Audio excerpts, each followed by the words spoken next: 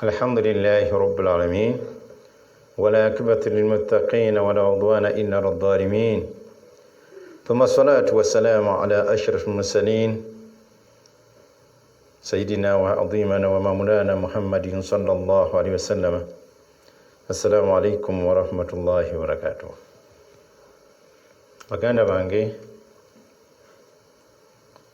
nga tweyongera mu maaso okuyiga ebitugasa mu nsi ate nga kuno nkomerero tufunamu empeera kwe kweyigiriza ebintu ebimu abantu bebasussa amaaso ne babibuusa amaaso ne batamanya nti bya mugaso gye bali ate ku ludda olulala nga bw'oba tobitegedde biba byabulabe gy'oli n'otambula mu nsi nga bwe twagamba nti omuntu waliwo emitawaana egimutuukako ngera ne yeebuuza ye nze nalya ki.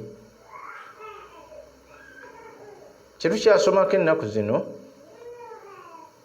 tusoma ku kigambo al-ayn, ekiiso. Ekiiso nsonga nnene mu maaso ga Allah subhanahu wa ta'ala, era ensonga nnene okuva mu bigambo by'omubaka Muhammadin sallallahu alaihi wasallam, era nsonga nnene etutuukako n'ebyaffe byonna.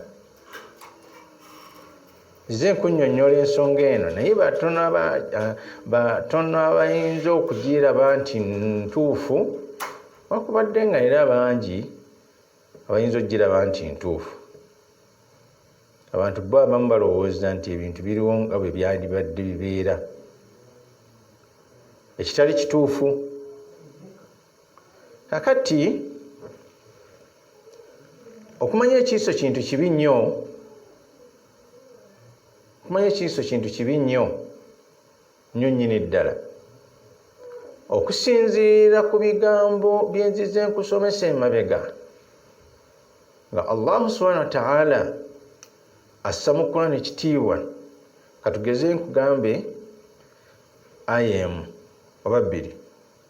Allah wekyamuviirako okugamba ti wa in yakadu alladhina kafaru, kaabula kata abakafiiri la yuzlikunaka bi abswarihim, bazikirize Nabi Muhammad, bakuzikirize gwe Nabi Muhammad nga bakozesa amaaso gaabwe.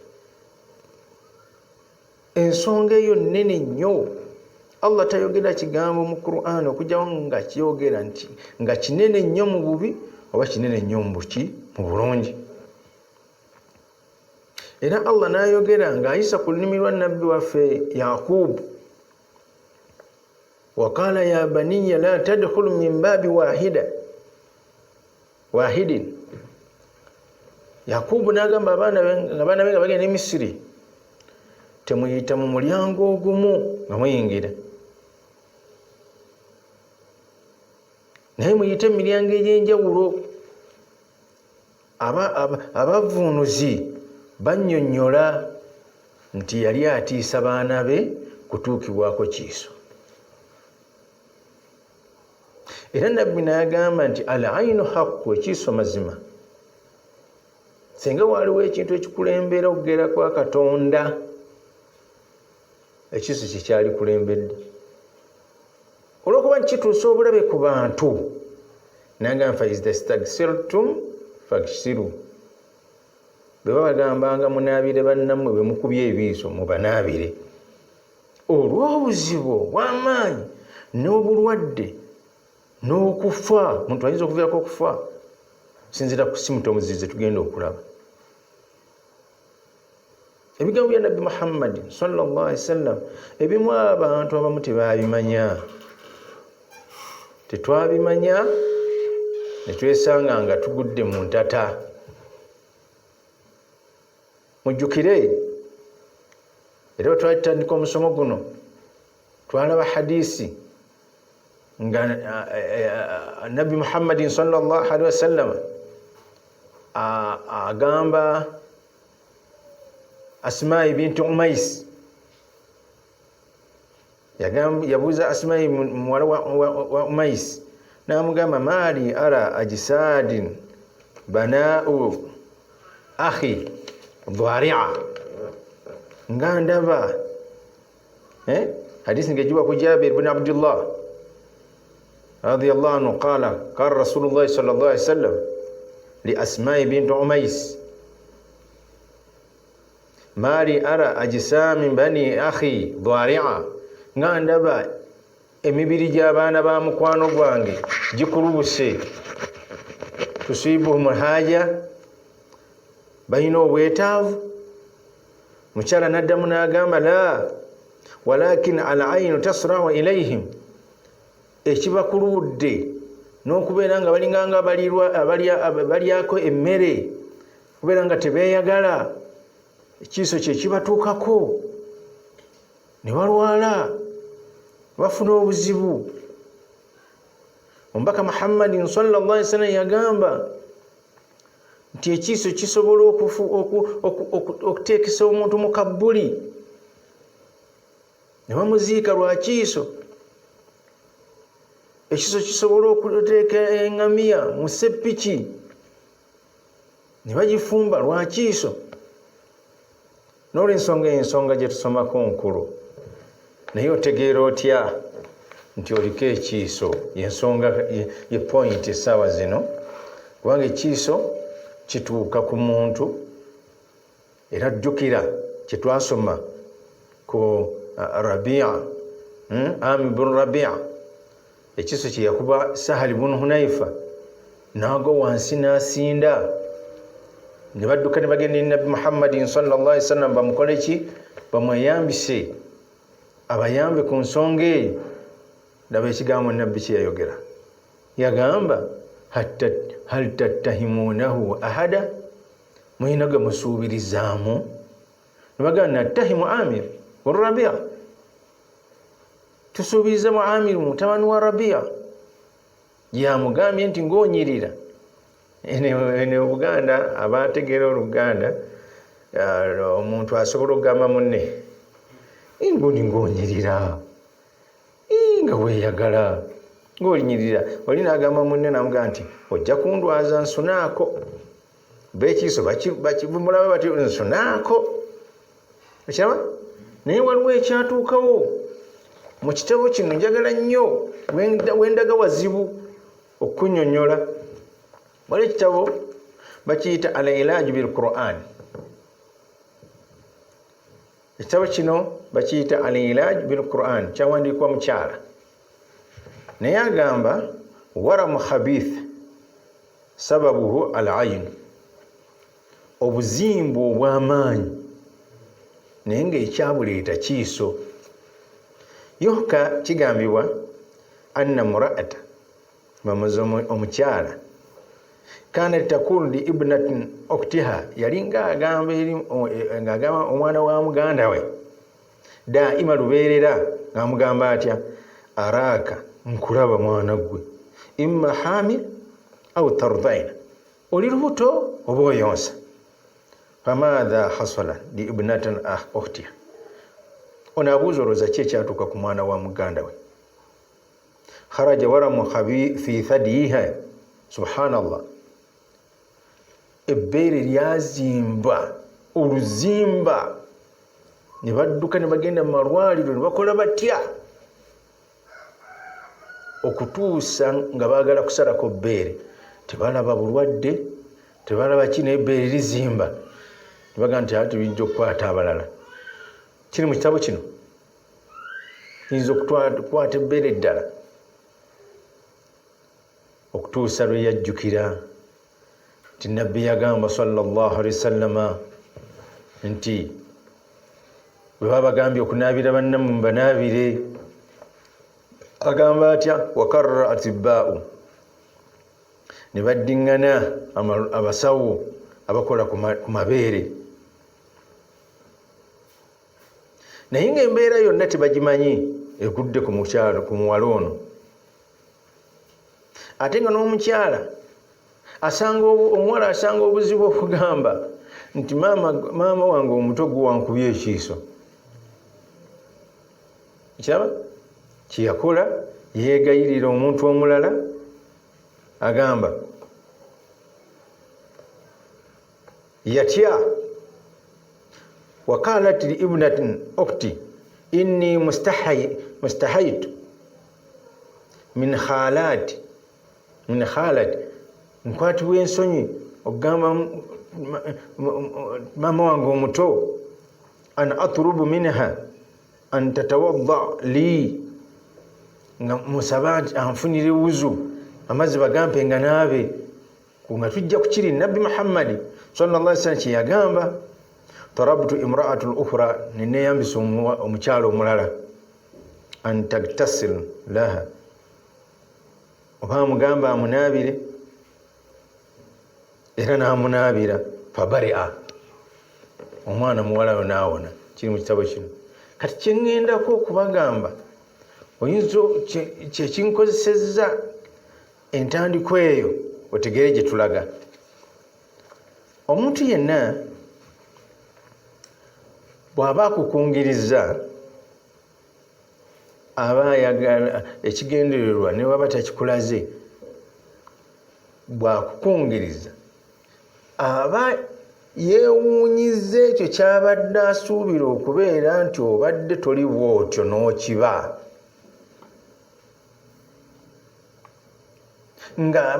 Ng'essaawa ekyo kitegeeza senga oddayo nga bwe mbadde nkulowooza obeere.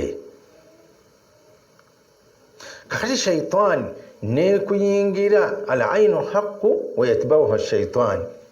Kiiso mazima gwe kasita okungiriza munno shaitaani geegoberera.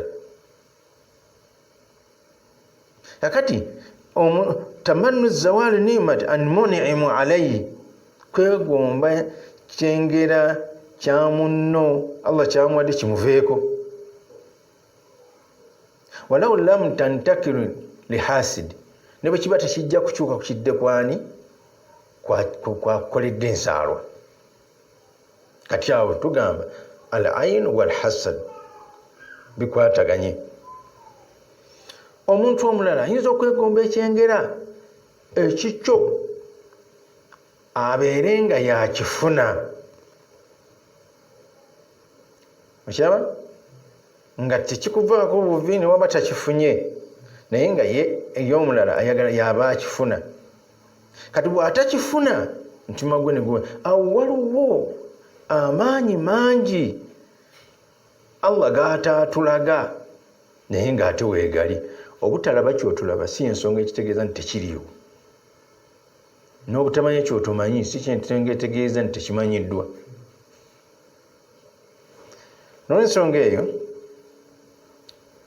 nti waliwo a'raad obubonero symptoms ezikulaga nti gwe ng'omuntu oliko ekiiso. Kiri kye baali bagenda okukuba nabbi Muhammad Allah n'amununula.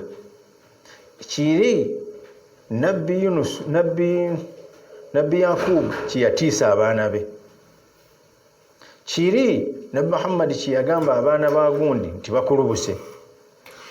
Kiri ekyakuba Saadi bin Hunayfa ekigwo wansi.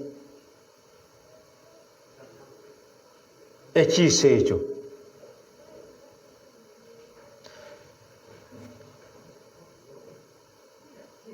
ekyo bwe buno obubonero. Ekisooka shuhub fil wajhi, okusiiwuuka.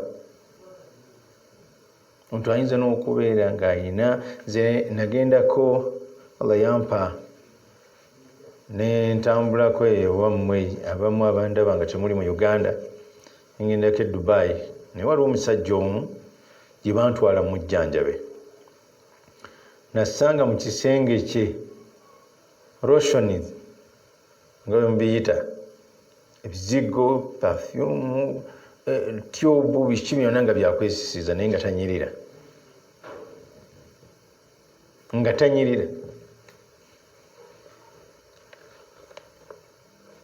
Kakati tutandise olw'ekyo nti shaitaani manya amayengo ago bwe gakuyingira gayonoona omubiri gwo, ne bakutwala mu ddwaliro nga tolaba, nga tebalaba kintu kyonna kiriwo. Ekyokubiri ثقل في مؤخرات الرأس ولا الأكتاف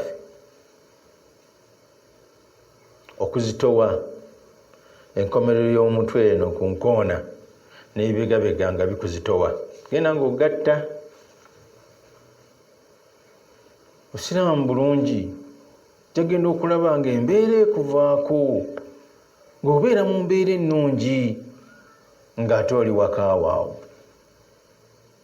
kubanga bino mbikusomesa nakulagirira kiki kyakkola nga tofudde mu shiriki, togenze mu shiriki ate tokonkonye buli kajji okujjako ekiba kikulemeredde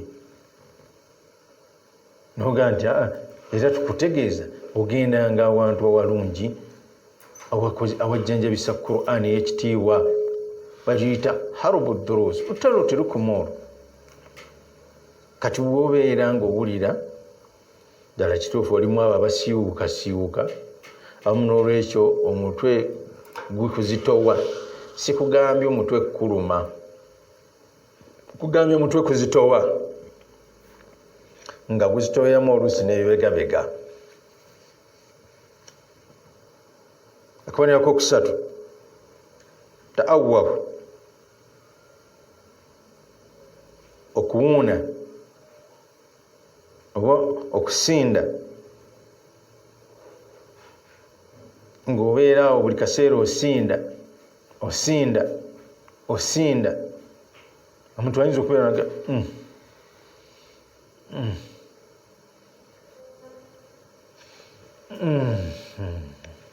nga buli kaseera abaamu akantu ako. Ekyokuna waqsun fil atraf, okufuna empiso, okufumitibwa mu ngalo muno ne mu bigere, olya ng'empisa ezikufumita, nsonga nnene eyo.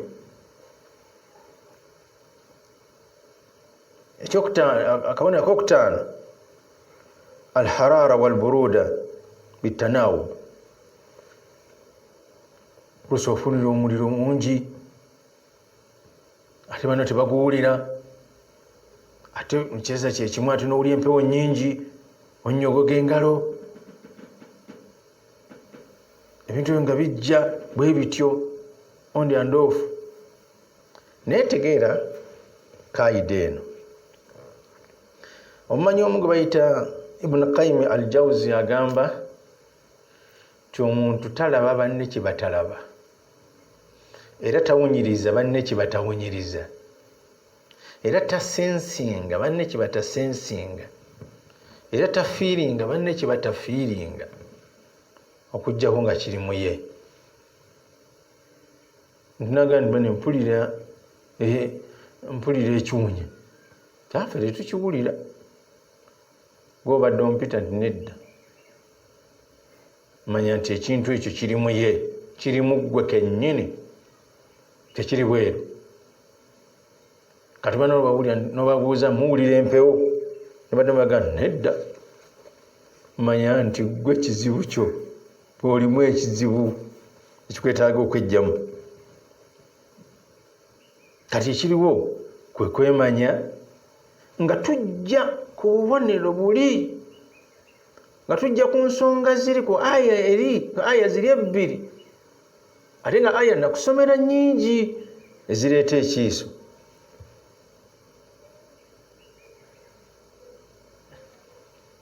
Era nkuwadde ekyokulabirako ne nkugamba nti Nabbi Muhammad Allah okwogera ekigambo nti wa inyakadun kaadan kaabula kata basajja bo batte Nabbi Muhammad, naye Allah n'amutaasa.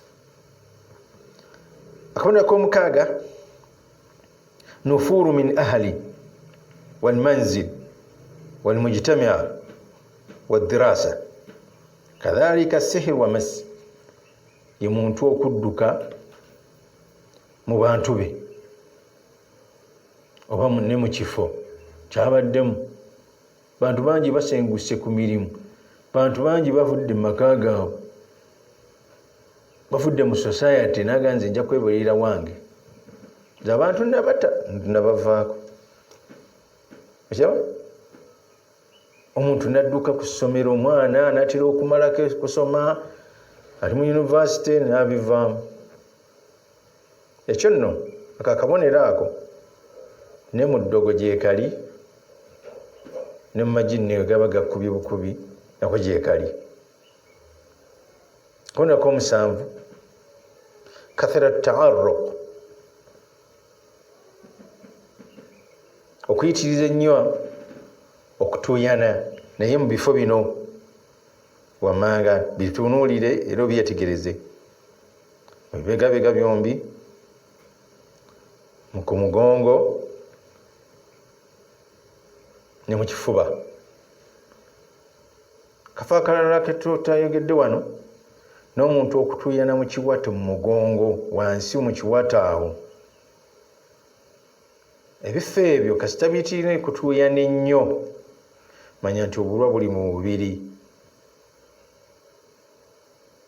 Olaba abasajja baali batya Allah nga Amir ibn Rabi sajja ali muttaki ekiriso okusinziira kirina amaanyi okusinziira ku muntu embeera ze. Kati ate ekiriso ky'omuntu atali mukkiriza kiba kikambwe nnyo okusinga ku ky'omukkiriza. N'olaba ky'omusajja mukkiriza bambi kyakuba munne ekibbo wansi kwe kisobola okukola ebisingako awo.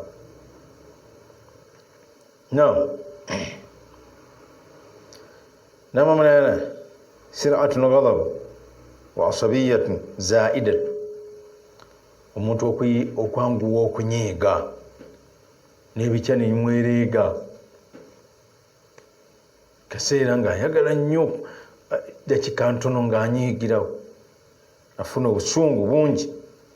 Kyo nno kiri ne ku ddogo ne ku masi. Masi kwe kuba amajini. Masi eyo gye tumanyi gye tusanga mu Surati Bakara. Allah agamba nti alladhina yakuluna riba la yakumuna illa kama yakumu alladhi yatahabbathu ash-shaytan min al-masi. Majini bwe gakuba tukiyita masi. Ensonga ey'omusanvu ensonga ya mwenda almairu li'tidai ala al-akharin okubeera nga buli kaseera ayagala okutanulawo entalo eri banne. Omuntu omulala yali poole yali muntu mulungi naye kati buli ekimuyinza ayagala kukuba obadde ne munno mu nju mukyalawo oba taatawo oba balo ng'ali poole muntu mulungi naye kati buli ekijja ayagala kulwana. Mukyala gwena okulaba nga okaludde oluyo olukubye balo ekitabangawo ayino ekiiso kibi nnyo. Tuyinza okugamba nti kisinga eddogo obubi tekigulwa ssente omuloga alwawo kyaba akabonako ok'ekkumi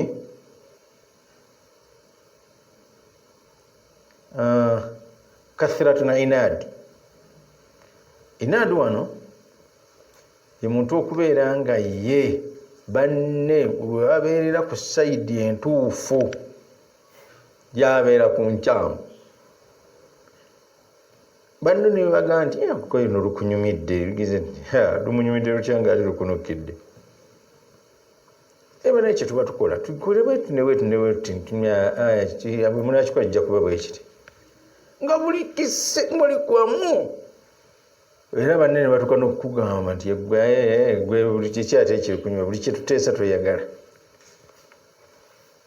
Tiweebuuza lwaki akabonero kaba keeyongera kwawo.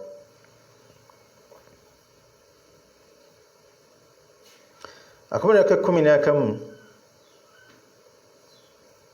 ihsaas bidayik wa ihtinaq ye muntu okuwulira buli kaseera abanga alina ekimutuga ekimunyigiriza ne baba atudde awo okuwulira nga mu butuufu alinga anyigirizibwa alinga atugibwa n'okugolola obulago n'okukola atya ng'alinga atugibwa.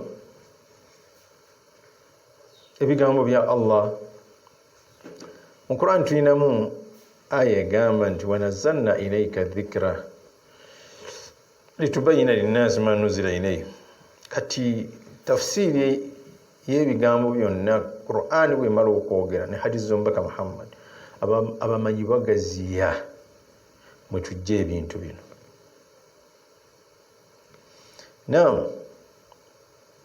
Ensonga akabonero ak'12 ataraddudu fi ittikhadhi al-qarara,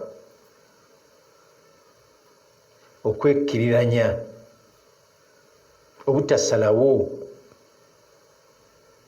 Wali badde osalawo, yali badde asalawo, owekkiriranya ngera okulanga ensonga ekuyiseeko, bitambudde bubi, tobyongera kuli. Akabonero ak'13 kathrat taqallubu fi al-afkari wal-hal wal-qawl. Omuntu abanga ali mu kkomera ng'alinga ng'aziiziddwa okwogera, sinooyogera ekigambo ate n'ogamba sinze nkyogedde. Ebigambo byo genda okukakkananga n'ebyogedde tobitegedde, gwe kennyini ayogedde. Noyagala kubuuza banno ye ngambye eki, ne bakujjukiza ekintu ekiswaza ennyo. Akalala ka 14 al-khumul wal-kasal, okubeera nga weewunika nnyo. Kwewunika kwe kubeera nga olina ebintu bibiri: obugayaavu n'obutafaayo. Omuntu n'atuula awo, enkuba nejja agamba nti eyinza obutatonya, n'azaanula, oba n'agamba nti naafuke, omusulo gunnuma naye nja kgenda nfuke. Ogenda okukakkana nga gumuyiseemu. Tugamba buli kintu kye akikola ku nkomerero, tatandika kukikola. Ako nno akabonero oluusi n'eddogo likakola.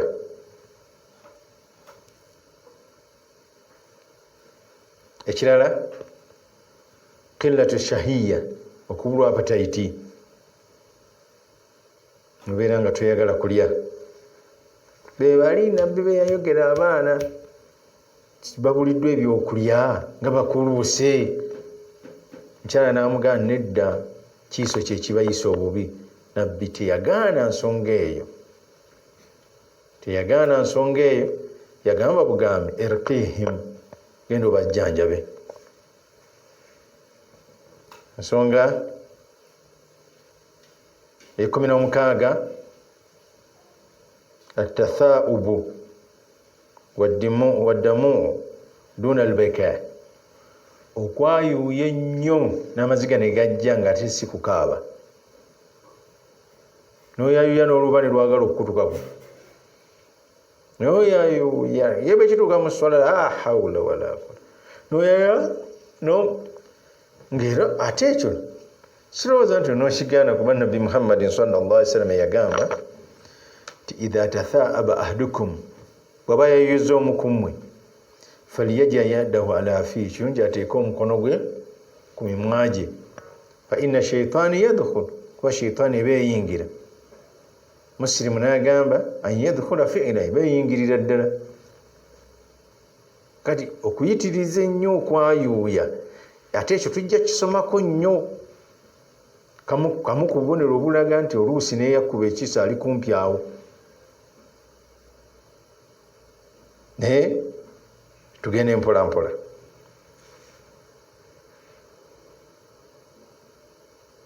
Ensonga y'ekumi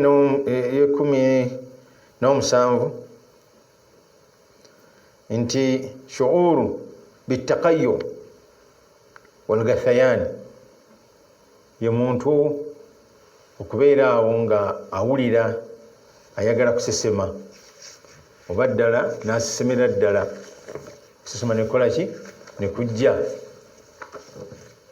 oluusi nga emmeeme emusindukira buli kaseera naye senga ate emmeeme eba ekusindukirira ku makya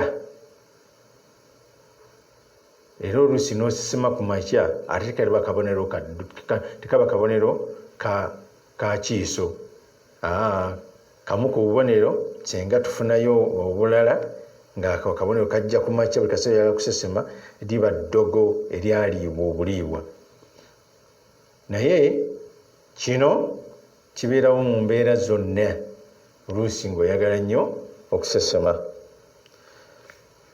Nja kusigala nga nkugamba nti obubonero bwonna bwe tubwogera si bwe bubeera ku muntu. Gweoyinza okufuna kano na kano na kano n'otufuna kano na kali ate muno n'abeera na kano na kano na kali na kali okusinziira nga Allah bwe yatutonda, kubanga Allah yatutonda mu kemiko nnya. Ono sayansi tumutegeere, yatutonda ng'omuntu alinamu kemiko y'omuliro, ekirungo nga kya muliro, n'atutonda ng'omuntu alinamu ekirungo ky'ettaka, n'atutonda ng'omuntu alinamu ekirungo ky'amazzi, n'atutonda ng'omuntu alinamu ekirungo ky'empewo. Kaakati ebintu ebyo bina bwe twatondebwa buli muntu ayinako akatundu, obutundutundu. Oyinza okuba nga mulindwa amazzi gange gali 75 oba gali 40 ng'ate ku muliro nyinako akatundu, ne ku ttaka nyinako akatundu, ne ku mpewo nyinako akatundu. Naye okumanya Allah yaleega oyaye baga nti yasala leerwe, buli muntu ayina bibye. Kiraba? Kakati gwe oyinza okufuna kino n'ofuna kino n'ofuna kino, muno n'afuna kiri. Abamanyi baakuŋŋaanya nga basinziira ku butonde bw'omuntu era butya bwakosebwa. N'ensonga eyo oyinza okubeera nga kino kiboogedde tokirina naye nga kiri ate okirina. Ekirala kwe kubeera nti omuntu weegolola nnyo naddala emikono gino buli kaseera oyagala gigolola, buli kaseera oyagala gigolola, buli kaseera. Situjja kugenda wala nnyo mu nsonga eyo. Nja kwagala leero tukomaawo, obubonero tebunaggwaayo, tugende mpola mpola. Obubonero buno buweerera ddala 31. Tufunyeeko obubonero ndoza 17 oba 18. Tujja bumalayo tugende ku siteepu endala. Olira kubanga mulimu n'okutemereza ennyo. Omuntu atemereza naye naawe weebuuza lwaki ntemereza nnyo nga tikibadde kya bulijjo. Buli kintu kye baateeka mu Quran kizito, kyamaanyi, naye kibaako solution. Era tujja kubuuza tukole tutya, kubanga Allah tayinza tuziyiza kugenda mu ssawo n'atatubulira kye tukola, n'atugaana okugenda mu bakubi b'ebitabo n'atatubulira kye tukola. Inna hadha ad-din yusra, eddiini eno nyangu nnyo. Bada islaamu ghariba, islaamu bwajja nga bugenyi, wa sayaudu ghariba kama bada fatuuba lilghuraba. Beesiimye banaagenda n'omugenyi oyo. Olw'ensonga eyo mbagamba baddu ba Allah, kyekiseera tubeere nga tweyagalira mu bulamu bwaffe, tubeere nga tweyagalira mu ki mu bulamu bwaffe. Nakugamba tofaayo ku kya kamera nga bwetambula. Embeera yakatandika inshallah, tujja kufuna kuba tukozesa busimu buno.